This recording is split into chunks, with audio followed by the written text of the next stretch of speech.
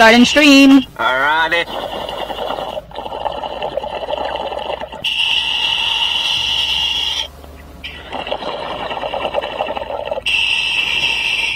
Pat, you are live. Hello everyone and welcome to a very bittersweet dive because it is actually my very last dive here at Casuarina Point in Grand Cayman.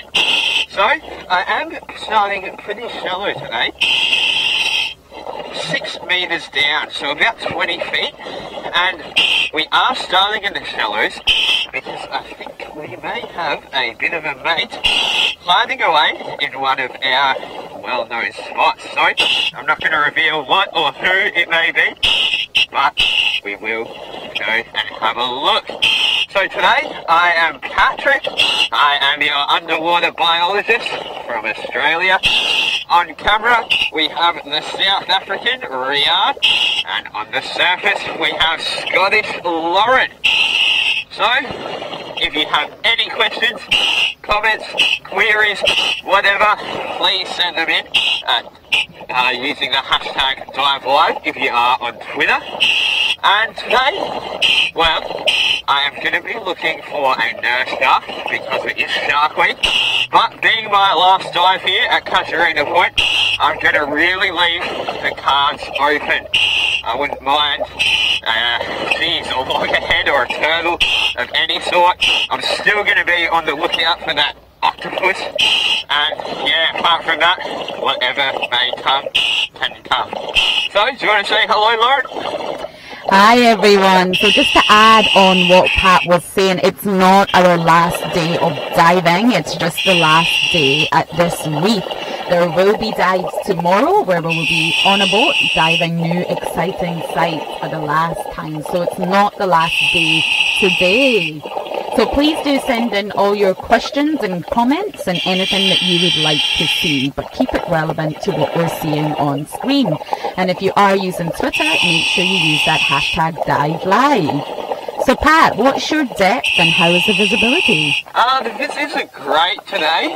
There is a bit of plankton stirred up in the water. I'd say probably about 10 to 15 metres of viz, maybe a little less even. So that is about 40 to 50 feet. But I am only at 3.5 metres now, but we have found the engine block here, and I do see the tail of a big green moray eel, so that means his head must be the other side over here. So let's go, here we go. So we do have, this one's quite a long one, probably about 2 metres long. So about 6 feet this moray here is.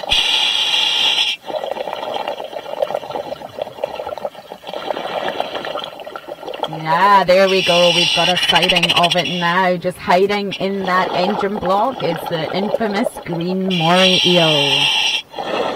Yeah, the funny thing about the green moray is that they're not actually green. So they do have a green appearance on their skin, but their skin itself is actually brown. Now they do have a layer of toxic mucus covering their skin that is yellow. So the mixture of the mucus and the skin is what gives it the green appearance. Yeah, and the toxins that are in the mucus of a green moray eel are actually very, very strong, and one of them destroys red blood cells of anything that comes in contact with it. Yeah, that sounds very nasty. So we can see that it's just kind of slowly opening and closing its mouth there, and it's doing that for a good reason. It does have to pump water over its gills, and so the only really way to do that is allow it to come in through its mouth. So it's essentially just being a bit rude and breathing with its mouth open. So Betty's asking about the engine block, and yes, this is the same one. It's very close to Don Foster's Dive Centre, and it's the same engine block that we visited the other day. Yeah, so we do quite often check it because we're not sure whether it is the same moray eel, but there generally is a moray eel a lot of the time that we come here. So it obviously provides very good protection for the moray because it's about as long as the standard body length of a full-grown green moray eel, and it does offer protection from pretty much all sides, so it's a perfect little hideaway for this fella. So Pat, Timothy's asking, what do moray eels eat? Well, they are predatory fish, and they do hunt more by smell rather than sight, but they will hunt a wide variety of organisms. So it could be a fish of some sort, or squid, sometimes a big crab or a lobster, pretty much anything they can get their mouths on. And they do have a very ferocious set of teeth there that they can use to grasp and hold on to their prey. Yeah, and on that, they actually are very unique in that they have a two set of jaws. So those teeth that you can see this now is its first set, which will hold onto the prey, and then there is a second set of jaws a little bit further down the throat that will launch out and grab the prey and send it downwards towards the stomach. So it's a bit alien-like, but these are one of the few animals that have two sets of jaws. Yeah, very creepy. Something I wouldn't really want to see myself firsthand either. A lot of people are commenting that it looks a bit scary, but these animals are actually quite timid. They would more rather flee than fight. They just have a very ferocious appearance, but really they're not so dangerous or aggressive.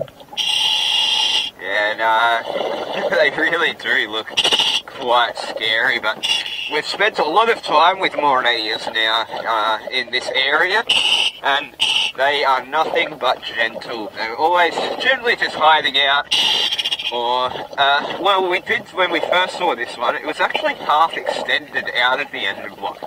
Not really sure what it was doing, but yeah, they are always just kind of hanging out, really. Not really doing much else. So Pat, Syringe was asking, do they lay eggs? Yes, they do. So your moray eels do have a pretty wide range of reproduction modes. But yes, the female will go somewhere safe to lay her eggs. Yes, for the green moray it is external fertilization where the female will lay eggs and the males will come along and fertilize them. And this will occur at a special spawning site which is normally very far away from the reefs and a lot deeper. So Love Dogs has commented that the two-jaw thing is very much like the movie Alien, and they wonder if they based the characters on the moray eel. And actually, that is apparently true. It was, the moray eels were a part of making the Alien character. That's fascinating. It's not often that you'd hear of an alien being based off a land creature, but that just shows the real mysteriousness of the underwater world. We do get a lot of alien creatures here, particularly in the deep. There are some very strange looking critters down there. So we are being photobombed right now by the four-eyed butterfly fish. There's actually 3 of them, and the striped parrotfish. Yeah, this engine block is really quite a productive little mini ecosystem here. Now, just to give a bit of an idea of how long this one is, Jeandre, if you turn the camera up to me, so you can see that I am about the size of this engine block here. So with me kind of straightened out, my feet kind of end at the end of the engine block, and my head kind of sits at the start of the engine block. So if we are to go along this engine block and look at the back, we can actually see that there's still about a good 2 feet of tail coming out the back there. So I am 5'8", or 5'9", sorry. So if I'm the size of the engine block, then that means that this moray must be about 6 feet or over. Yeah, and I'm 5'2", so it looks like it would be much bigger than I am. And just when we saw that tail, we were able to see that elongated dorsal fin, which is joined up to the caudal and anal fin and runs right along the whole body. So Pat, Proud Cat Mama is asking, what are the predators of the moray eels? So when they are in their bigger stage like this, there's not really that much that would attack them, especially here on this reef. Maybe a very large shark, but they would have to really get in there to be able to do that. But in their smaller phases, they would be eaten by probably nurse sharks, maybe large groupers, potentially even a big barracuda. But yeah, once they kind of reach this length, there's not much that is really going to mess with them. Yeah, when they're juveniles, they're very different looking from the adults, and they're sort of ribbon-like, transparent and gelatinous, so you wouldn't necessarily think it was a juvenile form of the moray eel. They look really different. So Pat, we have some questions. How long do moray eels live? So I'm not actually sure about their longevity. Do you know, Lauren? I haven't got any information on how long they live for. Both Virginia and Sarinth were asking that. But Sarinth is also asking how long they get. Well, they do kind of max out at about the size we're seeing here with this species anyway. So this is one of the largest species of moray eels. Not the absolute largest, but yeah, this one will kind of max out at 6 to 8 feet. Yeah, and the largest of all morays is the giant moray, which I don't believe we get here. It's a brown in colour and it has much more girth. It's very, very... Oh, it just looked like that moray eel yawns. It's very, very wide. And that reaches up to 8 feet, which is around 2.5 metres, and can weigh in at 30 kilograms, which is about 66 pounds? Yes, yes. So the green is a close second, but the giant is definitely the biggest. And there is actually rumours of a 10-foot monster on record, but there's not much evidence to back that up. Is it being cleaned, Pat? I can't actually see right now, but there are a few fish hanging around the engine block being cleaned, so perhaps it is cleaning time. There is a lot of surface area to cover with this moray eel, so I can imagine it's almost constantly being cleaned when it's resting. Yeah, we just saw a cleaner goby come right out of its mouth as if it was almost down the throat, and what it's probably doing is cleaning that second set of jaws. We had some great action there, and Kathy was actually asking, do they visit cleaning stations? Well, they don't really visit cleaning stations, rather the cleaners come to them, so wherever they will rest, it will kind of be amongst a bommy or a complex coral structure, or something like this, such as the engine block, but it will be a place where there will be a lot of other littler fish anyway, so they don't really visit cleaning stations. Yeah, the engine block is a cleaning station within itself, so it is where the morays live. But I visited there the other day and there's a lot of cleaner fish and cleaner shrimp. So this moray eel is not only hiding out in a safe place, it's being completely cleaned by the little cleaner goby that we can see happening right now. Kathy commented that it's a very brave fish, and yeah, I guess you're right. But it's a symbiotic relationship and the moray will never eat the goby.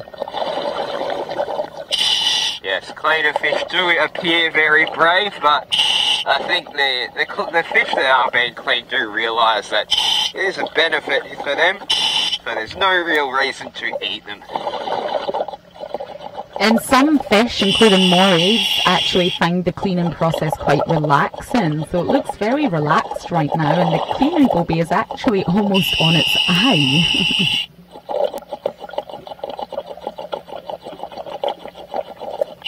So morays don't see very well. They have those big eyes that we can see right now, but they're not very good for vision. You can actually see when you look at the moray eel's eye that it's very poor, so they're quite blind. They rely on other senses, mainly smell and the feel for vibrations in the water. Yeah, they do actually have 4 nostrils.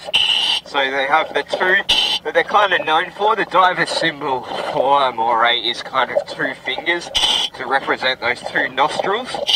And then they also have another 2 right back near their eyes as well. Yeah, you can see those 2 nostrils sticking out right in front of us.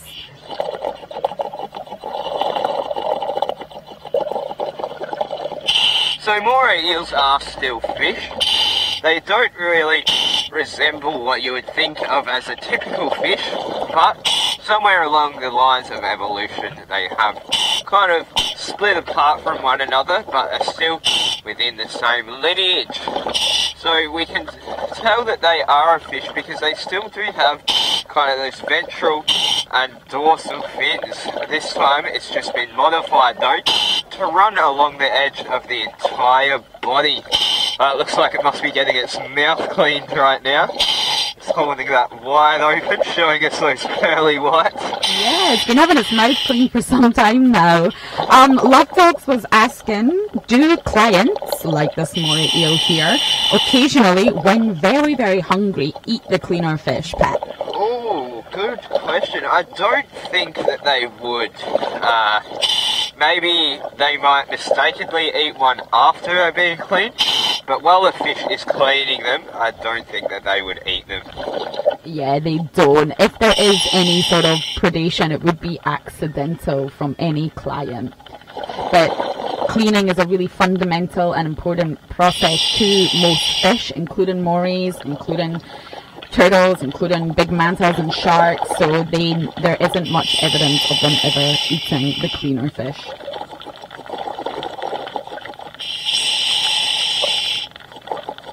So while we are looking at the moray, I am also just looking around the engine block as well, because there are a lot of other things living here.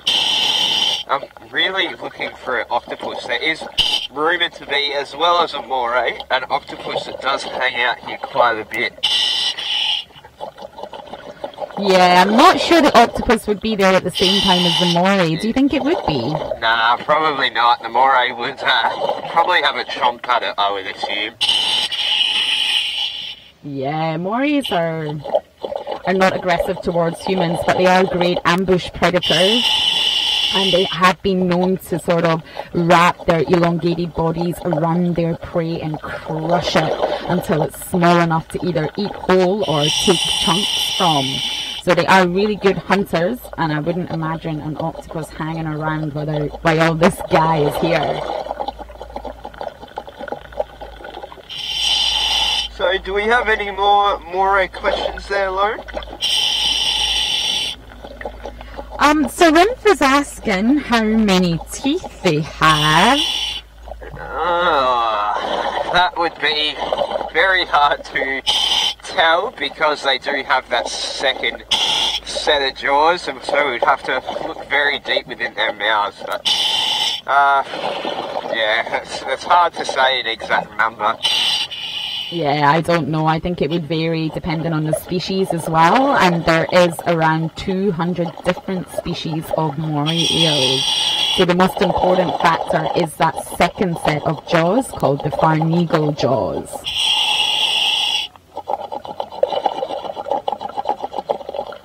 So Spash just asked how many species, and I think I just answered it. There's around 200 different species of moray eels. Yeah, they do come in all shapes and sizes and colour forms as well. So we have shown a couple of other species here on diveLIVE. The golden tail, which was actually its dark colour form, so it was black and white. And we've also got the spotted eagle, not the spotted eagle, right? The spotted moray, which was also a smaller one. So they were both quite a lot smaller than the green one that we're seeing here. Yeah, and there's quite a lot of comments that they attack divers, but this is not necessarily the case. The incidents where the divers have been attacked have been more a case of the divers taunting and teasing the eels, especially trying to feed them. Now, if you imagine what I said about these guys being quite blind, if you were to wave a fish in front of its face, it's probably going to just launch out and try and get the fish, and it could accidentally get your hand. This is why it's completely recommended never to feed animals. So there isn't necessarily attacks on divers as such. Is that right, Pat? Yeah, I fully agree with you. They wouldn't ever just attack one for no reason. And this was demonstrated to me when I was actually working with rehabilitating a moray eel. And we had to feed it with tweezers, with a prawn on the end of it. And it would always it would always try and eat the tweezers. It would eventually get the prawn, but it would take quite some time to do it. So they are very blind and could easily miss if they were going for whatever the diver was feeding it. Yeah, and that blue tang is very close to the moray eel right now and kind of photobombed us there. Yes, you can see that. It's actually, this blue tang has a little, on its anal fin, it looks like it's been, I don't know, hit by something. There's a bit of a split there, isn't it? Oh yeah, we can see that. Just a tiny little cut. How interesting. Is it just on its own? Yeah, just a single. Oh no, there is another one coming to join it now. And it looks like there's a lot of different cleaner wrasse as well that are waiting for them to slow down so they can start feeding on them. On their parasites anyway, not on them themselves. We've also got a banded coral shrimp here that's just popped out to say hello. Yeah, I actually saw that when we were following the blue tang. Oh, blue tang's back again. It really wants its time on camera.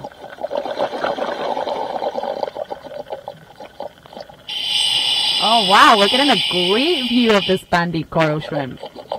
Yeah, it's really quite exposed. So quite often we will see shrimp such as this and the Peterson's cleaning shrimp very hidden away. So we'll only really sometimes just see the antennae and maybe a claw or two. And this one's a brave one, it's fully out in the open. And I think it's waiting for something to come along so I can give it a clean. Yeah, it's probably wondering if we want clean, so it's looking for its next meal, which will come from its client.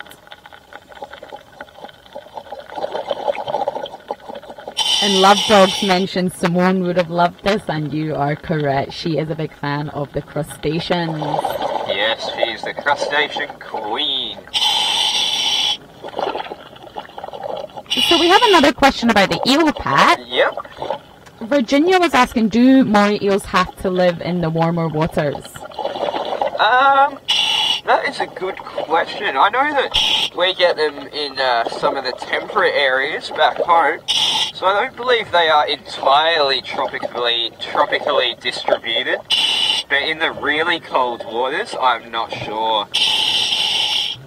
Yeah, they are quite spread out. There is over 200 different species throughout the world in different habitats, but a lot of the species do reside on the coral reefs because there's a plentiful supply of food for them here. Most animals will be found where they can find their food. So Pat, Spas is asking, how long do you think the cleaner shrimp's antennae actually are? Well, probably about 10 centimetres, so about 4 inches. They are definitely longer than their body length. They're quite large. They're the most prominent feature on the shrimp.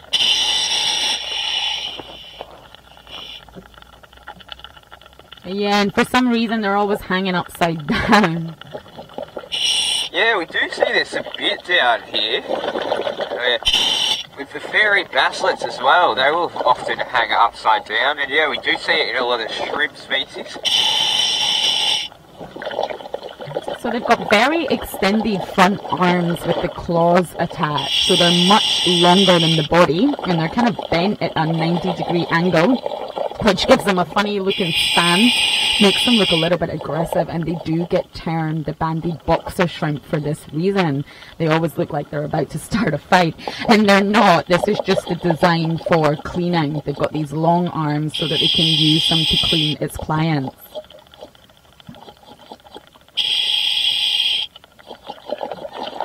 So I found an arrow crab right here as well. It's just come out. Oh, it's hiding away a bit now. Not sure if we can get another look at it. Oh, we got it, we got it. Oh, cool. So it's just hanging out at the end of the moray eel's tail there. Oh, it needs to be careful. Yeah. So this is another curious looking crustacean. They do look a little bit like a shrimp, but they are actually a crab.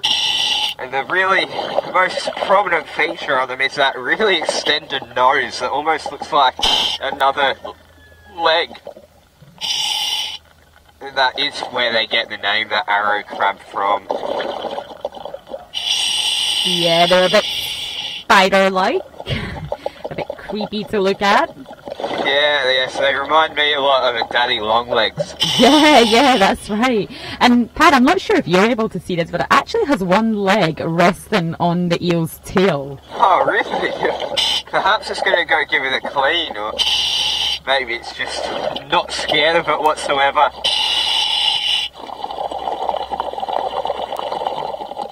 Yeah, the moray eel moved its tail, so maybe it didn't like the feel. So, do we have any more moray questions, or should we head out a little deeper? I think you can head a little deeper, see what we can find. We do have a shrimpy question. Yep. It's a little bit of a tough one. Are you ready? Oh, yeah.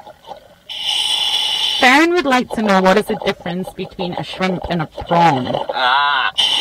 Well, this does differ a bit around the world, but what we learned when I was studying back at university, the way that we learned it is that it's depending on size. So shrimps are quite often the very small ones. I can't remember the exact size range. And then prawns were the larger grown ones. There's also other ways, such as the Calmanoid species, which are a different grouping of prawns or shrimp, referred to as prawns, but really there are a few different ways to define it. Yeah, they are very similar, but the difference is based on anatomy. They do have different anatomy, especially when it comes to the gills, and prawns have claws on 3 pairs of their legs, and second pincers are much larger, whereas shrimps have different gills and they have claws on 2 pairs of their legs. So there is difference in the anatomy between the two. Now, Pat, Serenith is asking how many PSI, but actually we are both on bar. So, Pat, how much bar do you have left? Yeah, sure. So I have 120 bar left. So still plenty of time down here. I am a bit shallower, so I am using my air a bit slower.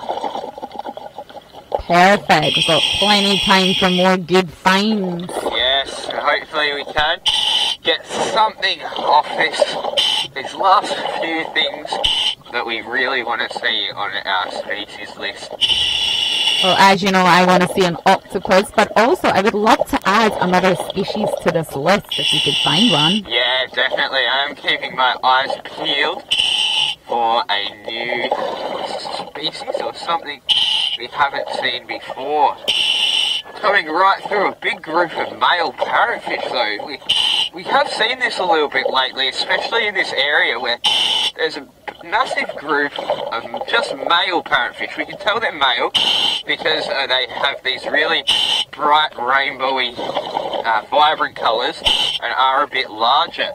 But why they are hanging out in a specific male group, I really don't know. I'm assuming it's for feeding reasons. Just like the blue tangs, they will often school up so they can be more efficient in finding algae to graze upon. But whether this is actually why they're doing this, I don't know. Well, I can see a female there, but yeah, you're right. It baffles me why so many male parrotfish come together, because they do normally stay with their harems. But this is the stoplight parrotfish, Pat, right? Yes. Yeah. Yeah, we can tell that for that little yellow spot that sits just above their pectoral or their side fins.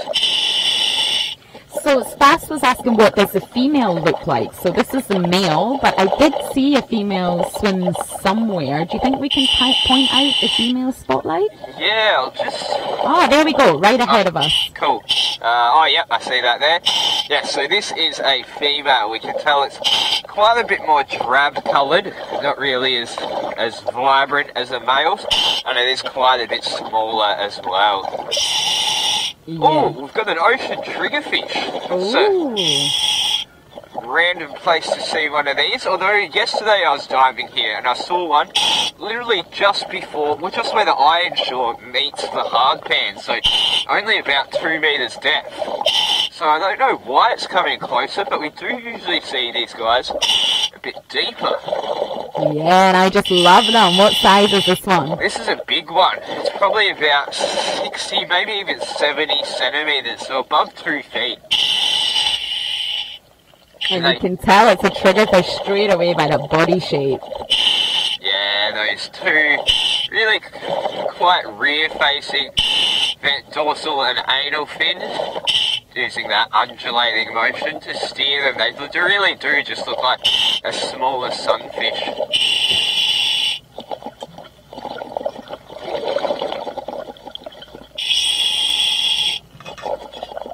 Yeah, they're barely moving that tail fin there. They're just using that as a rudder. They're just propelling themselves using those two elongated fins. And it probably looks like it's going really slow, or it does to me anyway. But when you're underwater with that fish, it's moving a lot faster than you would think. Yeah, for such a weird body shape, they are pretty efficient swimmers. They do move quite quickly, which is why we often have very fleeting sightings with them.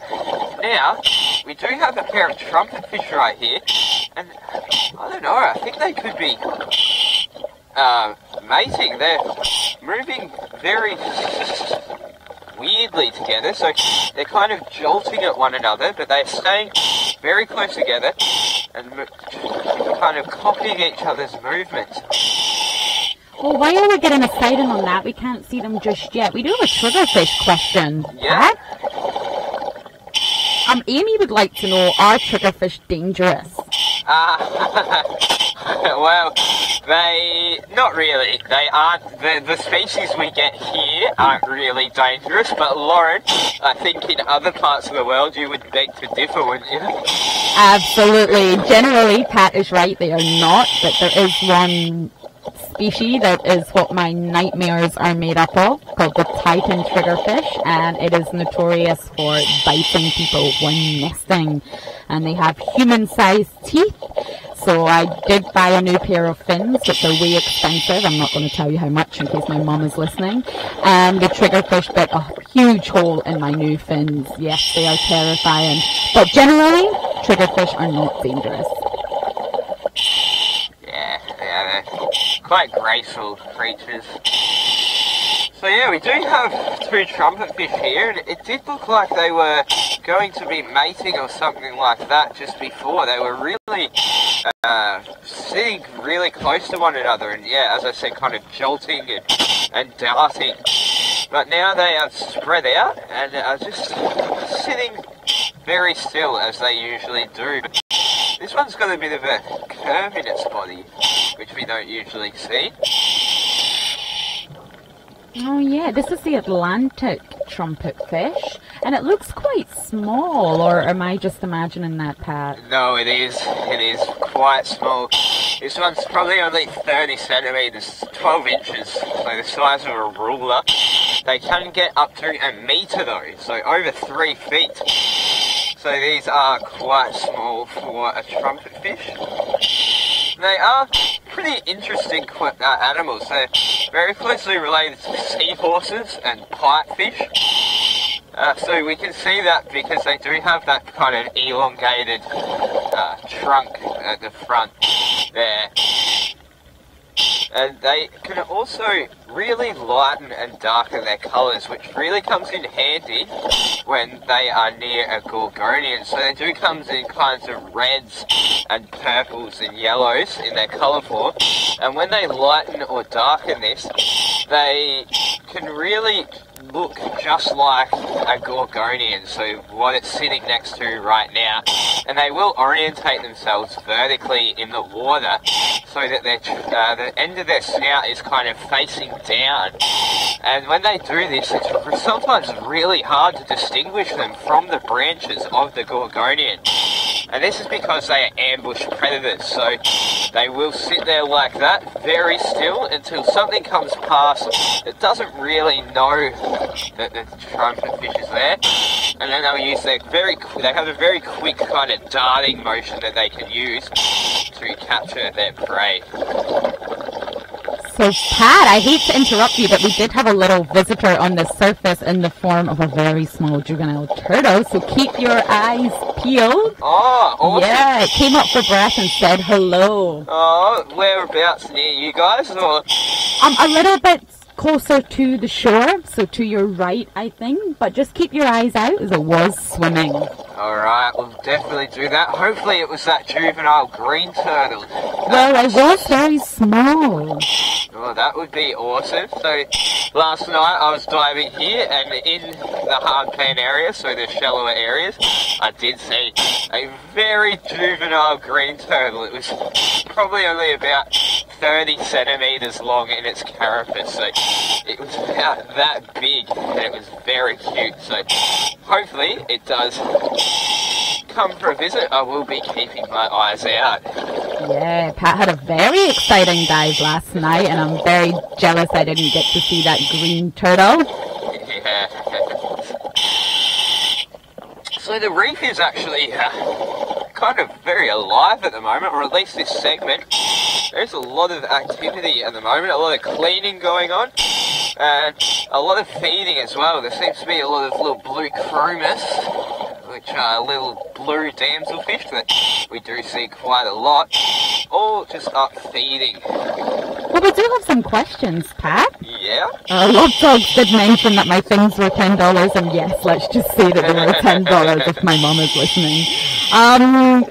So, Kathy is asking, what are the keystone species in this area? Well, we do have... Oh, it's really hard to put it down to one or two species on such a diverse coral reef ecosystem such as this. So there's not that many sharks here, unfortunately, and sharks will often control an ecosystem by having some top-down controls over what is happening. But having said that, here on these reefs, it's probably the herbivorous fish, such as the parrotfish and the blue tangs. So what they do is they will feed on algae, and algae can and will smother reefs if given the chance. So what they do is they will smother a coral, which won't allow sunlight to come into the coral, and that will slowly kind of degenerate and kill the coral.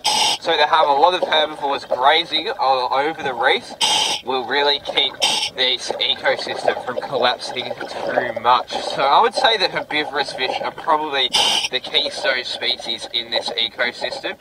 But having said that, each species does play its part, so the larger predators will keep control on the genetic purity, or the genetic viability of the ecosystem.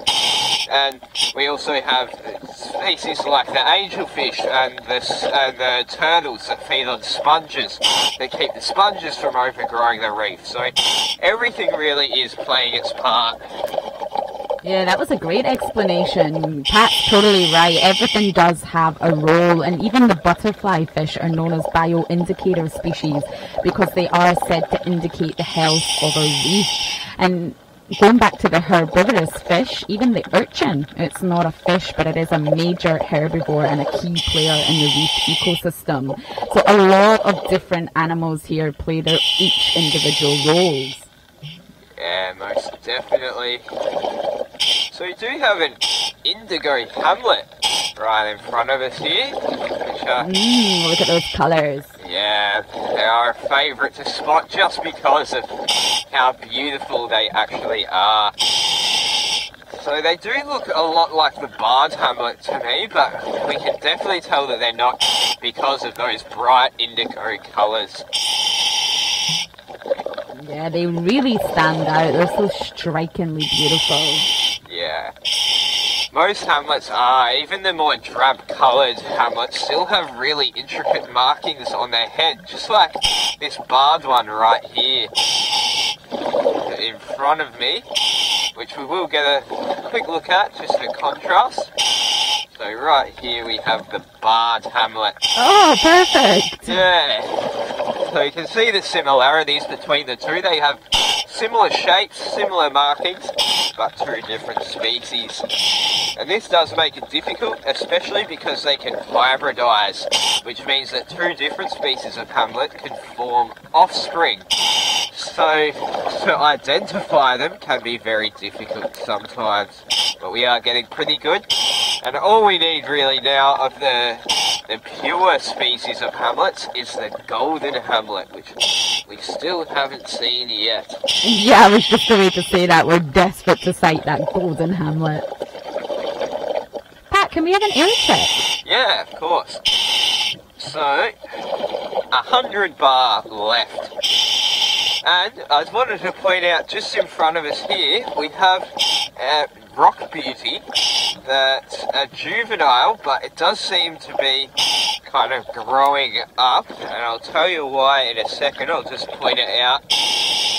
Oh, yep, we just got a sighting of it. Yeah, awesome. So, I can tell that it's kind of starting to mature, because if anyone who is a follower of us has seen us point out the rock beauty, they look just like this one here, except much larger, and this black spot will cover pretty much all of their body, except for the very outskirts of the fins, and its head as well will also stay yellow. But as we can see, this one here, its black spot is only taking up a smaller portion of its body. So from the juvenile phase, its very juvenile phase, this black dot will actually just be a little black spot, a tiny one, towards the rear of the body with a blue ring around it. And then as it grows, not only its body will grow, but the black spot also grows until they reach maturity and it's completely covering their body. Yeah, Pat, I think this is the first time we've actually highlighted a juvenile rock beauty. Oh, good, yeah. Probably it would have been, actually. We don't often see them, so it is good to see one in this transitional phase. Oh, wow, Yeah, good. we have another. Oh, there you go, Lauren, sorry. No, we're following another very small yellow fish. Are you able to see that one, Pat? I can't right now. It could have been the juvenile phase. They do look very similar to the three-spot damselfish, so they are quite difficult to distinguish at such a small size. Yeah, this is the three-spot damselfish juvenile. So we have a huge rainbow parrotfish up ahead of us. Let's go take a look at it. It's actually cruising at the moment. We don't often see them just cruising. They are pretty active animals, so we'll swim quite fast and really crunch all of the algae off rocks and corals. If I had a hydrophone right now and this guy was feeding, you could really hear just how loud they feed. Yeah, the reef is not as quiet as you think it is. There's all sorts of noises down there, and the parrotfish crunch is one of the loudest. So this guy is probably about 70, maybe 80 centimetres long. So kind of between that 2 and 3 foot range. We can see its tail, oh no, its tail's fine, just from the angle I was on it looks like it had been damaged, but no, it's fine. No, I see where you're coming from. The top part of the tail fin is much shorter than the bottom part. Yeah, so maybe something's had a chomp at it. But they are called parrotfish for a few reasons. So firstly, they do have that different coloration on their body, the really bright, kind of vibrant rainbow colours, just like a parrot. They also have a fused beak, so over time evolution has fused their teeth together into a, what's it doing here? Into a bit of a beak, which we can definitely see on this one. And lastly, they kind of flap their pectoral wings to move themselves, or their pectoral fins, sorry, just like wings. So these three factors really do give them a resemblance to land parrots. Yeah, I didn't actually realise how big this rainbow parrotfish got. It even gets bigger than the midnight parrotfish. Yeah, they are huge. And it just must make, it like makes me think how much algae these guys would have to eat just to sustain themselves. They're almost constantly feeding. This is probably the first time I've ever observed one where it hasn't been constantly feeding. Yeah, they are huge grazers, the parrotfish, constantly always feeding. And the funny thing about these big rainbow parrotfish is that a lot of the algae that they do eat will get stuck on top of their beaks, and they can't really remove this by any means. So it just stays there and kind of grows. It looks exactly like they have a mustache. Yeah, it looks really funny to look at. We do have a comment from Spas saying that he heard parrotfish eat the coral, so maybe you can explain, Pat, what they're actually doing.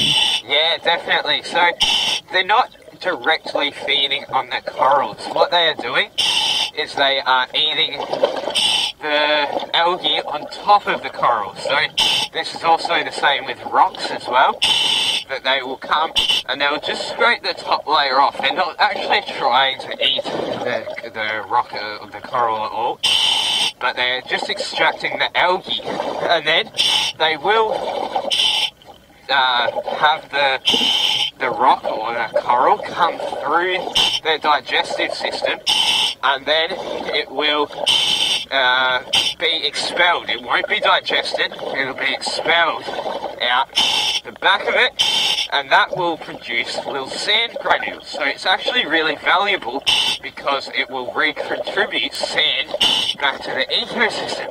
Wow, what a huge permit this is. Yeah, and it's got a remora attached to it as well. Yeah, so this one makes that parrotfish look quite small now. So this is probably about a metre long, so about 3 feet, maybe even more. It's amazing. We've been here 3 months and we never caught sight of a permit, and all of a sudden the past few days we're seeing them on every dive. Yeah, it's quite strange. Just remember, Lauren, when you saw those few in a school together. So perhaps they come here for this time of year, maybe for feeding or mating purposes.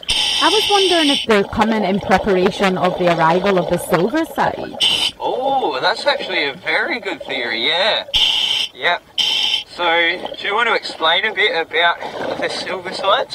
Sure. Silver sides is not actually the name of a species. It's a collective name for many species together. I'll get you the names in just a moment. And they're very, very small fish, and they school in huge numbers. So they do arrive apparently around this time of year to the grotto. And the action at the grotto is said to be incredible. All the big predators will come, especially the tarpons and the jackfish, and it's supposed to be extremely spectacular. We were hoping to get this on our live dive for you, but the silver sides haven't quite arrived yet. Yeah, we have seen them a bit in the mangroves near the canal at our house, but apart from that there hasn't really been the presence of them. Now I've just come out to this sand patch over here because before we started the broadcast we did see a nurse shark, and it was heading out into deeper waters. So hopefully it has decided to come somewhere around here. Yeah, it is Shark Week after all, and we do have a really good shark question if you are interested in answering it in honor of Shark Week, Pat. Yeah, of course. Alrighty. So it's from Virginia, and she has been watching Shark Week, and she mentioned that sharks are really important for the ecosystem to make it healthy. So is there any ideas why there's no sharks in our area? Yeah, well, here at Grand Cayman, there did actually used to be quite a few sharks, but, I mean, this is unfortunately, very sadly, a similar story on all places on the world. So, sharks are very slow to reproduce. They have long gestation periods, and they often don't give birth to huge litters of young. So because of this, when their population numbers start to decline, they don't really bounce back very quickly because they need to have that long period of time to start replenishing their numbers. So through overfishing and pollution and changing global conditions, sharks have been in huge declines, and unfortunately we have really just ourselves to blame for that. Yeah, there are tiger sharks and Caribbean reef sharks and even hammerheads around the area, but they're just not so easy for us to spot. They don't really hang around a reef. They're a little bit more pelagic in the open ocean.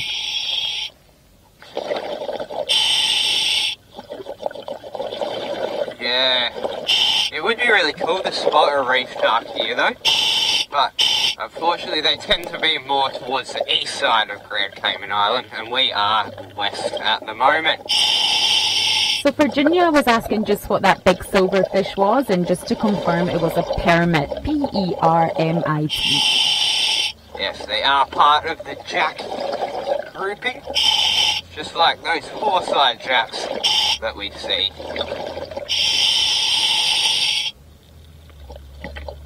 So there doesn't seem to be a nurse shark out here, or a ray. I was hoping for one or the other.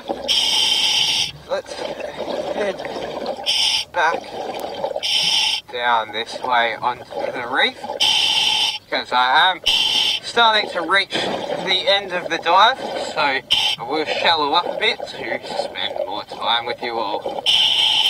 No sighting of that turtle, right? No, unfortunately not. But we are more to the right now, so maybe as we come shallower, we might just run into it.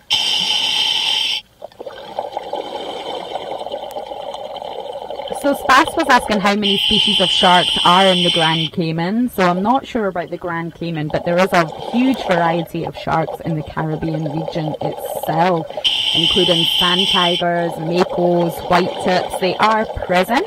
Again, they just don't really hang around the reefs.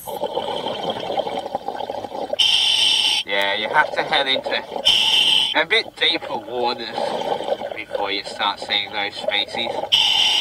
It is really hard to spot species like that in such a wide, vast, open expanse. So here on the coral reefs we have the pleasure of it being shallow and complex and easy to navigate, so it makes finding things a lot easier. But in the open ocean you sometimes literally have nothing to go on.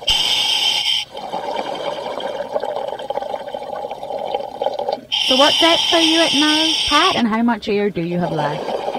I am at 10 metres exactly, so 32 feet, and I have hit 50 bar. So, as I mentioned, this is my last dive here at Casuarina Point, but it's not the last dive.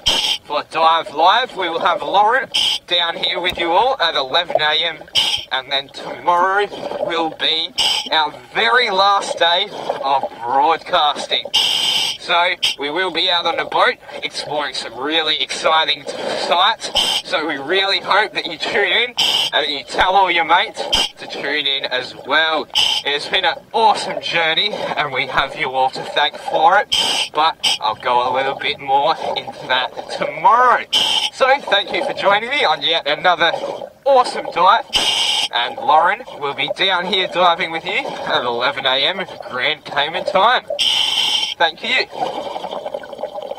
Thank you, everybody. I'll see you at 11 AM.